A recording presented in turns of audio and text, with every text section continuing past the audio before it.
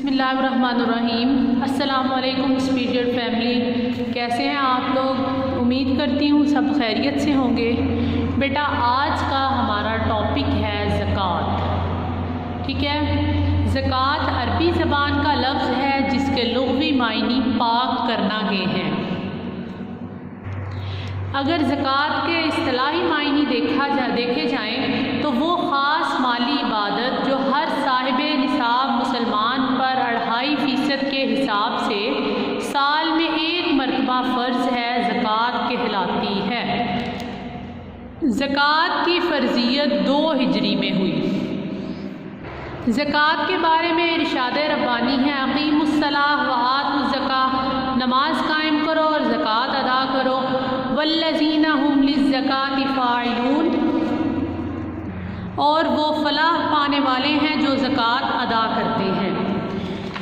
انسانی معاشرے کی تشکیل میں نظام معیشت بنیادی اہمیت کا حامل ہے۔ اللہ تعالیٰ نے دیگر نظام کی طرح معیشت کے نظام کے ضابطے بھی ہمیں عطا فرمائے ہیں۔ اگر ان کے درمیان عدل قائم رہے تو معاشرے کا نظام درست رہتا ہے، لیکن اگر ناانصافی ہو جائے، مال کی صحیح تقسیم نہ ہو تو متعدد خرابیوں کا سبب بنتا ہے، ٹھیک ہے؟ اللہ تعالیٰ کے عطا کردہ معاشی نظام میں زکوٰۃ کو بنیادی اہمیت حاصل ہے۔ زکوٰۃ کی اہمیت کا اندازہ ہم اس بات سے بھی لگا سکتے ہیں کہ قرآن پاک میں اکثر مقامات پر نماز کی ادائیگی کے ساتھ ہی زکوٰۃ کی ادائیگی کا حکم ہے، جیسا کہ آپ دیکھ سکتے ہیں قرآنی آیت ہے، اقیموا الصلاۃ وآتوا الزکاۃ، نماز قائم کرو اور زکوٰۃ ادا کرو، ٹھیک ہے؟ نماز جیسے اہم فریضے کے ساتھ زکوٰۃ ادا کرنے کا حکم بھی دیا گیا ہے۔ نماز اگر بدنی عبادت ہے تو زکوٰۃ مالی عبادت ہے۔ حضرت ابوبکر صدیق رضی اللہ تعالیٰ عنہ کے دور میں کلمہ گو مسلمان لوگ زکوٰۃ دینے سے جنہوں نے انکار کیا تو حضرت ابوبکر نے ان کے خلاف جہاد کیا، ٹھیک ہے؟ قرآن پاک کی آیت کا ترجمہ ہے، بس اگر یہ کافر توبہ کر لیں اور نماز قائم کریں اور زکوٰۃ ادا کریں تو یہ تمہارے بھائی ہیں، ٹھیک ہے؟ جو انسان زکوٰۃ ادا کرتا ہے وہ اللہ تعالیٰ کے حکم کے مطابق اپنے مال کو پاک کر لیتا ہے اور زکوٰۃ کی ادائیگی کے ذریعے اپنے دل کو بھی دولت کی ہوس اور لالچ سے پاک کرتا ہے، ٹھیک ہے؟ ادائیگی زکوٰۃ سے اسے اس بات کا بھی احساس ہوتا ہے کہ جو دولت وہ کما رہا ہے وہ حقیقت میں اس کی ملکیت نہیں بلکہ خدا کی ملکیت ہے، کیونکہ وہ خدا کے احکام کو، خدا کے حکم کو پورا کرتے ہوئے غریبوں تک زکوٰۃ پہنچاتا ہے، ٹھیک ہے؟ نبی اکرم صلی اللہ علیہ وسلم کے ارشاد کے مطابق معاشی معاملات دین کا اہم حصہ ہیں۔ جب انسان دولت جیسی نعمت اللہ تعالیٰ کے حکم پر خرچ کرتا ہے تو خدا تعالیٰ اس کے احسان کی قدر کرتے ہوئے اس خرچ شدہ مال کو اپنے ذمے قرض قرار دیتا ہے اور وعدہ فرماتا ہے کہ بندے کا یہ قرض وہ کئی گنا بڑھا کر واپس کرے گا، ٹھیک ہے؟ اسلام کے 5 ارکان ہیں اور ان میں سے ایک اہم رکن زکوٰۃ ہے۔ زکوٰۃ کے معاشرے میں بہت سے فوائد ہیں۔ ہم دیکھ سکتے ہیں کہ جب زکوٰۃ ادا کرتے ہیں تو دولت گردش میں آتی ہے اور سرمایہ کاری میں اضافہ ہوتا ہے۔ جب دولت گردش میں آتی ہے تو غربت کا خاتمہ ہو جاتا ہے، غریب کی معاشی حالت بہتر ہوتی ہے۔ اسی طرح زکوٰۃ کے ذریعے امراء اور غرباء میں محبت بڑھتی ہے، سماجی برائیوں کا خاتمہ ہوتا ہے، ٹھیک ہے؟ اس کے ساتھ ساتھ جو لوگ مال جمع کرتے ہیں اور زکوٰۃ ادا نہیں کرتے، قیامت کے روز ان کے مال کو گنجے سانپ کی شکل دی جائے گی اور وہ ان کو ڈسے گا۔ حضرت ابوبکر صدیق رضی اللہ تعالیٰ عنہ کا قول ہے، جو لوگ نماز اور زکوٰۃ کے درمیان تفریق کریں گے میں ان کے خلاف اعلان جنگ کرتا ہوں۔ حضرت عبداللہ بن مسعود رضی اللہ تعالیٰ عنہ نے فرمایا، ہمیں نماز پڑھنے اور زکوٰۃ دینے کا حکم دیا گیا ہے، جو شخص زکوٰۃ نہیں دیتا اس کی نماز بھی نہیں۔ بیٹا اب آگے بات آ جاتی ہے مصارف زکوٰۃ کی۔ مصارف لفظ مصرف کی جمع ہے جس کا مطلب ہے خرچ کرنے کی جمع۔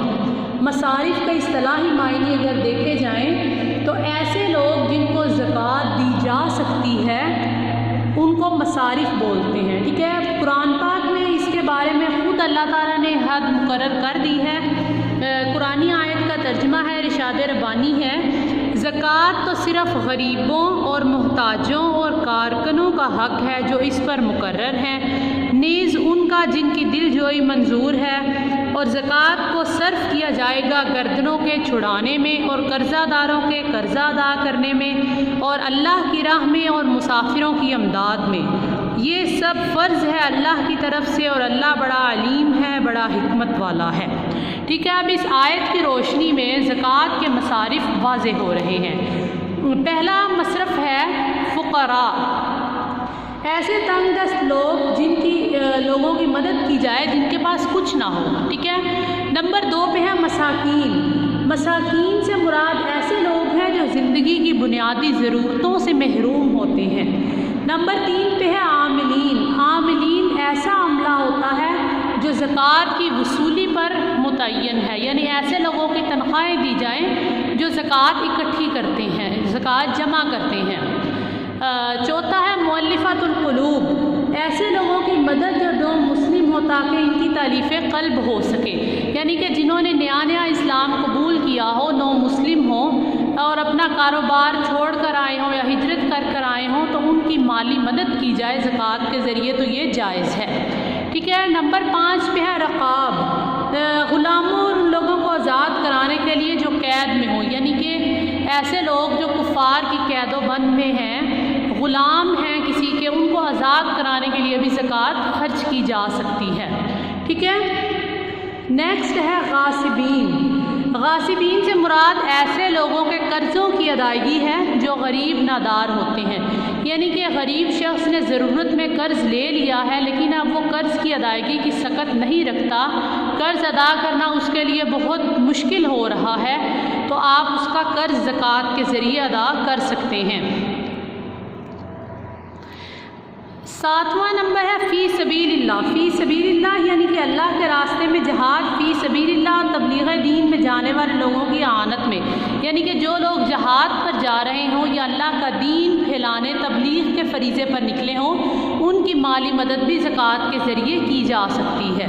ٹھیک ہے، نمبر 8 ہے ابن السبیل۔ ابن السبیل سے مراد مسافر ہیں، یعنی کہ سفر میں جو دور کے سفر میں نکلا ہوا ہے، اس وقت اسے پیسے کی ضرورت ہو تو آپ زکوٰۃ سے اس کی مدد کر سکتے ہیں، اگرچہ وہ اپنے گھر میں صاحب نصاب ہے، اپنے گھر میں وہ دولت رکھتا ہے، لیکن اس وقت وہ گھر سے بہت دور ہے، سفر میں ہے اور اسے مدد کی پیسوں کی ضرورت ہے، تو اس کی مدد زکوٰۃ کے ذریعے کی جا سکتی ہے۔ یہ 8 مصارف زکوٰۃ ہیں، یعنی ایسے لوگ، ایسے اشخاص جن پر زکوٰۃ صرف ہو سکتی ہے، جن پر زکوٰۃ خرچ ہو سکتی ہے۔ اسی طرح زکوٰۃ کی ادائیگی سے پہلے اس بات کا یقین کر لینا چاہیے کہ وہ لوگ مستحق ہیں، زکوٰۃ لینے کے اصل حقدار ہیں۔ ٹھیک ہے، اس طرح اگر آپ کے جو عزیز و اقارب ہیں جن کی کفالت شرعاً فرض ہے، مطلب کہہ لیں ماں باپ، اولاد یا شوہر بیوی، انہیں زکوٰۃ نہیں دی جا سکتی۔ اولاد ماں باپ کو زکوٰۃ نہیں دے سکتی، ماں باپ اولاد کو زکوٰۃ نہیں دے سکتے، اور شوہر بیوی آپس میں زکوٰۃ نہیں دے سکتے۔ ہاں، بہن بھائیوں کو زکوٰۃ دی جا سکتی ہے۔ ٹھیک ہے، اس کے علاوہ یہ بات بھی ذہن میں رکھنی چاہیے کہ زکوٰۃ کی رقم سے ضرورت کی اشیاء بھی خرید کر دی جا سکتی ہیں، یعنی کہ زکوٰۃ پیسوں کی صورت کے علاوہ ضرورت کی کسی چیز میں جس کا آپ کو علم ہو کہ اس مسکین کو، اس فقیر شخص کو ضرورت ہے اس چیز کی، تو زکوٰۃ کے پیسوں سے وہ چیز خرید کر اسے دے دیں، اور اس کے ساتھ ساتھ اس کو بتانا ضروری بھی نہیں ہے کہ یہ زکوٰۃ کی رقم ہے یا زکوٰۃ کا پیسہ ہے، تاکہ کسی کی عزت نفس مجروح نہ ہو۔ کوئی مسکین ہے، کوئی فقیر ہے، کوئی ضرورت مند ہے، آپ اس کو زکوٰۃ دینا چاہتے ہیں، آپ اس کو نومینیٹ نہ کریں، اسے نہ بتائیں کہ یہ زکوٰۃ ہے، تحفتاً پیسے دے دیں، کوئی چیز دے دیں، نیت آپ کی زکوٰۃ کی ہو تو زکوٰۃ ادا ہو جائے گی، بتانا ضروری نہیں ہے۔ ٹھیک ہے بیٹا، اس کے بعد بات آ جاتی ہے زکوٰۃ کے نصاب کی۔ نصاب سے کیا مراد ہے؟ ٹھیک ہے، زکوٰۃ ان لوگوں پر فرض ہے جن کے پاس ایک خاص مقدار میں سونا، چاندی، روپیہ یا سامان تجارت ہو، اس خاص مقدار کو نصاب کہتے ہیں، یعنی نصاب سے مراد وہ مقدار ہے جو شریعت میں متعین کی گئی ہے سونے، چاندی، روپیہ، پیسہ یا سامان تجارت کے لیے، کہ اتنی مقدار میں روپیہ پیسہ ہوگا تو آپ صاحب زکوٰۃ ہوں گے، یعنی آپ زکوٰۃ دیں گے، ٹھیک ہے۔ اب یہاں مختلف اشیاء کا نصاب بھی دیا گیا ہے۔ سب سے پہلے سونے کا نصاب ہم دیکھتے ہیں۔ سونا 7.5 تولے، 7.5 تولے سونا موجود ہے تو اس پر زکوٰۃ واجب ہے۔ نمبر 2 ہے چاندی 52.5 تولے، چاندی کی مقدار 52.5 تولے ہے، 52.5 تولے چاندی ہو تو زکوٰۃ واجب ہے۔ نمبر 3 ہے روپیہ، پیسہ اور سامان تجارت، سونے چاندی دونوں میں سے کسی ایک کی قیمت کے برابر ہو۔ آپ کے پاس روپیہ موجود ہے، ٹھیک ہے، یا سامان تجارت ہے اور اس کی قیمت یا 52.5 تولے چاندی کے برابر بن رہی ہے یا 7.5 تولے سونے کے برابر بن رہی ہے تو زکوٰۃ واجب ہے، ٹھیک ہے۔ یعنی کہ آپ نے اس کی قیمت، اس کا اندازہ لگا لینا، ایسٹیمیٹ لگا لینا کہ سامان تجارت یعنی کہ بیچنے کے لیے جو سامان رکھا ہوا ہو، جس طرح تاجر لوگ کرتے ہیں، یا روپیہ پیسہ جو آپ نے سیونگ کی ہوئی ہے اس کی مطلب اس کو کاؤنٹ کرنا ہے، اور سونے کا ریٹ لگوا لیں 7.5 تولے سونے کا کتنی قیمت ہے اور 52.5 تولے چاندی کی کتنی قیمت ہے۔ اگر ان میں سے ان سامان تجارت یا پیسے کی مقدار اس کے برابر ہو جائے تو زکوٰۃ واجب ہو جاتی ہے، ٹھیک ہے۔ اب وجوب زکوٰۃ کے واجب ہونے کی شرط کیا ہے؟ زکوٰۃ کسی مال پر اس وقت واجب ہوتی ہے جب اسے جمع کیے ہوئے پورا 1 سال گزر چکا ہو۔ 1 سال سے وہ مال آپ کے پاس موجود ہے، آپ استعمال کر رہے ہیں یا سیونگ کی ہوئی ہے تو اس پر زکوٰۃ ہے، ٹھیک ہے۔